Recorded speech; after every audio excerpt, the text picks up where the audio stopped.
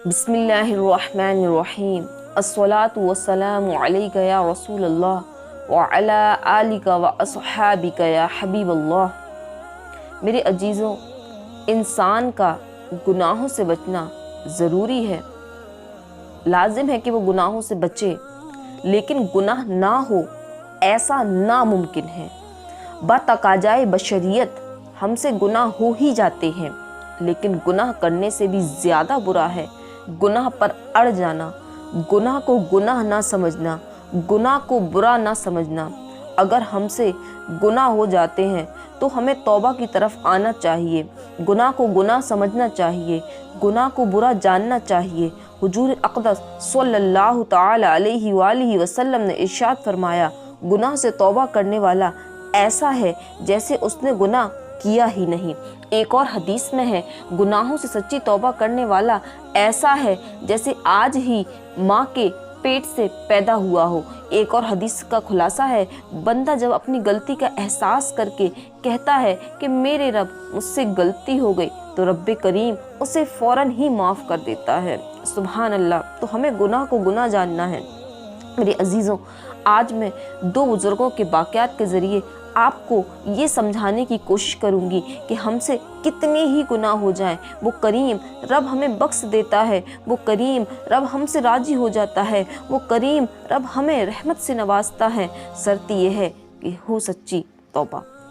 جن دو بزرگوں کا ذکر خیر میں کرنے والی ہوں اور آپ سننے والے ہیں، ان میں ایک تو حضرت بشر حافی رحمۃ اللہ تعالی علیہ اور ایک حضرت فضیل بن عیاض رحمۃ اللہ تعالی علیہ ہیں۔ فضیل بن عیاض رحمۃ اللہ تعالی علیہ بہت بڑے ڈاکو تھے، نہ صرف ڈاکو تھے بلکہ ڈاکوؤں کے سردار تھے۔ یہ صرف اکیلے لوگوں کو نہیں لوٹتے تھے بلکہ ان کا پورا قافلہ تھا جو مل کر لوگوں کو لوٹا کرتے تھے۔ لوگوں پر ان کا خوف طاری رہتا تھا کہ اگر فضیل بن عیاض کے قافلے نے حملہ کر دیا تو ہمارا بچنا مشکل ہے۔ حضرت فضیل بن عیاض کہیں سے گزر رہے تھے تو ایک قاری صاحب آیت پڑھ رہے تھے، لا تقنطوا من رحمت اللہ، اللہ کی رحمت سے کبھی نا امید نہ ہو۔ ان اللہ یغفر الذنوب جمیعا، یعنی بے شک وہ سارے ہی گناہ معاف کر دیتا ہے۔ وہ کہتے ہیں میرے دل پر اس آیت کا اثر ہو گیا، میں رویا اور میں نے قاری صاحب سے اجازت لے کر ان کے کمرے میں داخل ہوا اور قاری صاحب سے کہا کہ ابھی آپ نے جو آیت پڑھی، کیا اللہ واقعی سارے گناہ معاف کر دیتا ہے؟ تو کیا اللہ ایسے بندے کے گناہ بھی معاف کر دے گا کہ جس نے غریبوں، امیروں، ماؤں، بہنوں کے مال کو لوٹا ہو، جس کا خوف لوگوں کے دلوں میں رہتا ہو کہ یہ میرا مال لوٹ لے گا، اور وہ کسی کے پرواہ کیے بغیر ان کا مال لوٹ لیتا ہو؟ قاری صاحب بولے، میں کون ہوتا ہوں اس آیت کی تفسیر کرنے والا؟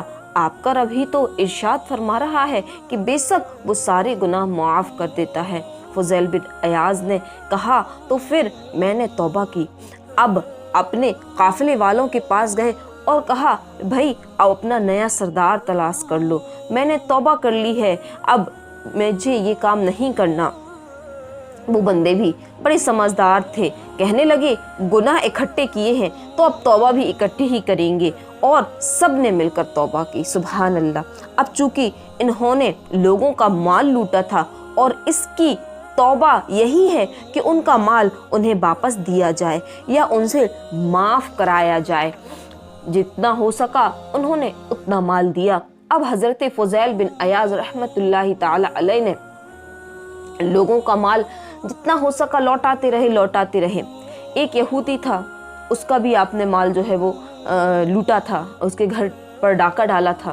اب آپ اس کے گھر گئے اور اس سے کہا کہ میں نے تمہارے گھر میں ڈاکہ ڈالا تھا، میں نے تمہارا مال لوٹا تھا، لیکن میں نے جو مال لوٹا تھا اب دینے کے لیے میرے پاس کچھ نہیں ہے اور میں سچی توبہ کر چکا ہوں۔ پہلے تو وہ ڈرا کہ شاید یہ پھر سے مجھے لوٹنے تو نہیں آ گیا، لیکن فضیل بن عیاض رحمۃ اللہ تعالی علیہ نے کہا، ڈرو مت، میں نے سچی توبہ کر لی ہے، میں نے جو تمہارا مال لوٹا تھا اس وقت میرے پاس دینے کے لیے نہیں ہے، میں तुम्हारा माल बाद में दे दूंगा, या तो तुम माफ़ कर दो या बाद में ले लेना। उसने कहा नहीं नहीं, मैं तुम्हें माफ़ नहीं करूंगा, ना ही माल आने का इंतज़ार करूंगा, ना ही तुम्हें माफ़ करूंगा, बल्कि तुम मेरे ऊँट चराओ, जब हिसाब बराबर हो जाएगा तो तुम चले जाना। अब फुज़ैल बिन अयाज़ रहमतुल्लाहि ताला अलैह, ये वही फुज़ैल बिन अयाज़ हैं जो डाका डालना जानते हैं, जो तलवार चलाना जानते हैं, जो लोगों को डराना धमकाना जानते हैं, लेकिन इस वक्त वो काम नहीं कर रहे। क्यों? क्योंकि दिल में खौफ खुदा आ चुका है, क्योंकि दिल में क़यामत के दिन के हिसाब किताब का खौफ तारी है, और अब वो काम नहीं करने, अब ऐसे काम करने हैं जिससे रब राजी हो। तो आपने कहा अच्छा, ऊँट चराने से मेरा हिसाब किताब पूरा होता है तो मैं ऊँट चराऊँगा। आपने हामी भर ली और ऊँट चराने लगे। 2-4 दिन निकले ऊँट चराते हुए। उस यहूदी ने कहा जा, अंदर से मिट्टी से भरी हुई थैली रखी है, वो उठा ला। हज़रत फुज़ैल बिन अयाज़ गए और वो थैली उठा कर लाए।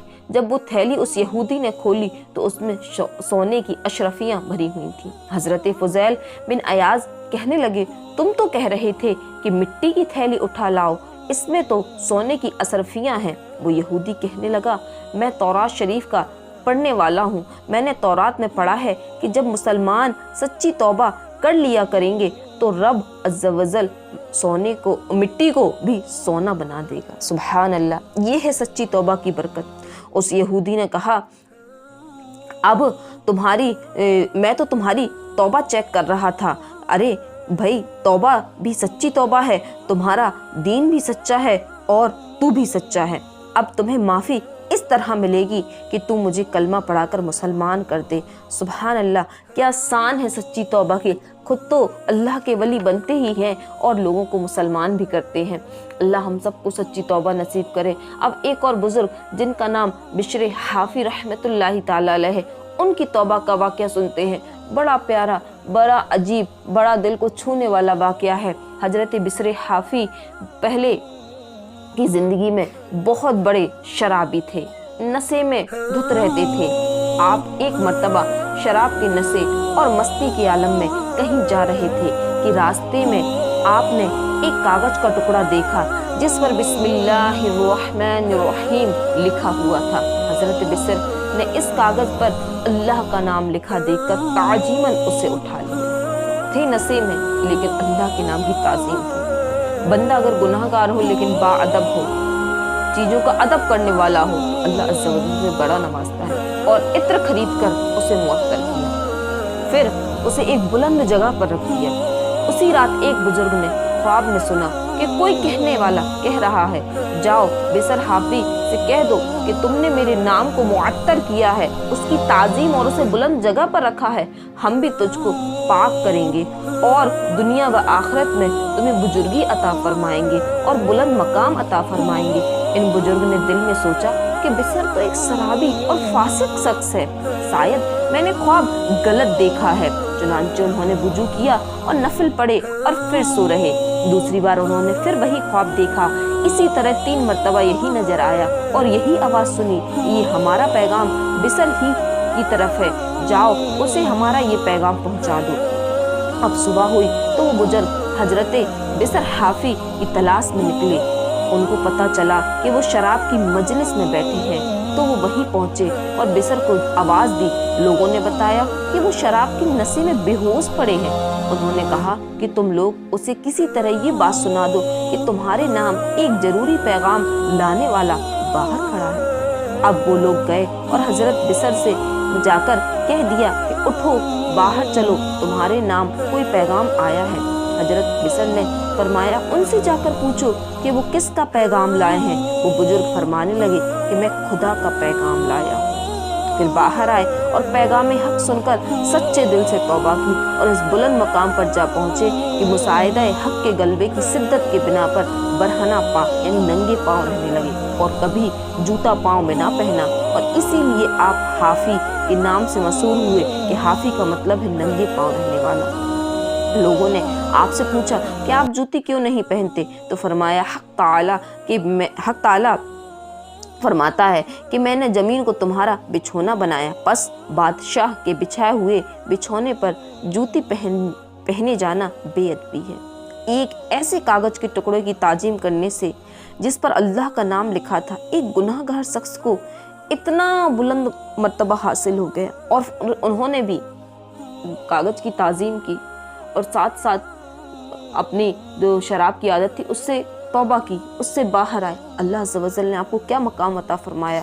سنیں کہ آپ ننگے پیر رہتے تھے تو آپ کا ادب جانور بھی کیا کرتے تھے، کہ بغداد میں جب تک آپ زندہ رہے جانوروں نے راستے میں کبھی گوبر نہ کی، اسی ادب سے کہ حافی رحمۃ اللہ علیہ، حضرت بشر حافی رحمۃ اللہ علیہ ننگے پاؤں چلتے ہیں، ایک دن ایک جانور نے راستے میں گوبر کر دی تو اس کا مالک یہ بات دیکھ کر گھبرایا اور سمجھا کہ آج یقیناً حضرت بشر حافی رحمۃ اللہ تعالی علیہ کا انتقال ہو گیا، ورنہ یہ جانور کبھی راستے میں گوبر نہ کرتے تھے۔ چنانچہ تھوڑی دیر کے بعد اس نے سن لیا کہ واقعی حضرت بشر حافی رحمۃ اللہ علیہ کا وصال ہو گیا۔ سبحان اللہ، جانور بھی جن کا لحاظ کریں۔ دیکھیں تھے کون؟ سرابی تھے لیکن توبہ کی طرف آئے، ایک چھوٹے سے کاغذ کا ادب کیا، اللہ عز و جل نے ان کو اتنا بڑا مقام عطا فرما دیا۔ تو کیا ہم اپنے گناہوں سے توبہ کر کر ہم کوئی مقام حاصل نہیں کر سکتے؟ حضرت فضیل بن عیاض رحمۃ اللہ علیہ کتنے بڑے ڈاکو تھے کہ لوگ ان سے ڈرا کرتے تھے، لیکن انہوں نے بھی توبہ کی۔ تو کیا ہم توبہ کر کے اللہ عز و جل کو راضی نہیں کر سکتے؟ کیوں نہیں کر سکتے؟ آ جاؤ میرے بھائی اور بہنوں، توبہ کی طرف آ جاؤ۔ گناہ ہو گئے، رب سب معاف کر دے گا، کتنے ہی گناہ کیوں نہ ہو۔ اللہ کی رحمت سے مایوس نہ ہو، اللہ کی رحمت تمہارے گناہوں سے بہت بڑی ہے، رب عز و جل کی رحمت بہت بڑی ہے۔ ایک شخص حضور اکرم صلی اللہ علیہ وآلہ وسلم کے پاس آیا کہ یا رسول اللہ میرے گناہ بہت ہو گئے، بہت ہو گئے، اس سے بھی زیادہ ہو گئے، اس سے بھی زیادہ ہو گئے۔ پیارے نبی سے بات ہوتی رہی، پیارے نبی نے کہا کیا تیرے گناہ اللہ کی رحمت سے زیادہ ہیں؟ کہا نہیں۔ بس تو پھر میرے پیارے پیارے بھائیوں اور بہنوں، میرے عزیزوں، ہمارے گناہ ہم سے کتنے ہی ہو گئے ہوں، رب کے آگے جھک جائیں، رب سے معافیاں مانگ لیں، وہ رب ہر گناہ کو معاف کر دے گا۔ توبہ کر لیں، آپ ایسے ہو جائیں گے جیسے آج ہی ماں کے پیٹ سے پیدا ہوئے ہو۔ انشاءاللہ عنقریب شب برات آنے والی ہے، اس پر میرا توبہ کے شرائط کیا ہے، توبہ کا طریقہ کیا ہے، توبہ کے ٹاپک پر انشاءاللہ پورا مکمل بیان ہوگا، اس کو بھی انشاءاللہ آپ سنیے گا۔ اور ابھی شب برات آنے سے پہلے، رمضان مبارک آنے سے پہلے سچی توبہ کر کے اپنے رب کے حاضر حضور جو ہے وہ کھڑے ہو جائیے، اپنے رب سے سچے دل سے توبہ کیجیے۔ توبہ میں آپ کو کسی سے کچھ کہنے کی ضرورت نہیں ہے، انشاءاللہ میں جو بیان کروں گی شرائط طریقہ، اس میں آپ کو سب سمجھ آ جائے گا کہ کس طرح سے جو ہے وہ توبہ بہت آسان چیز ہے۔ تو اللہ عز و جل ہم سب کو سچی توبہ نصیب کرے، سچی توبہ نصیب کرے، اور توبہ پہ استقامت نصیب فرمائے، گناہوں سے بچنا نصیب فرمائے، نیک بنائے۔ آمین بجاہ النبی الامین صلی اللہ تعالی علیہ وسلم۔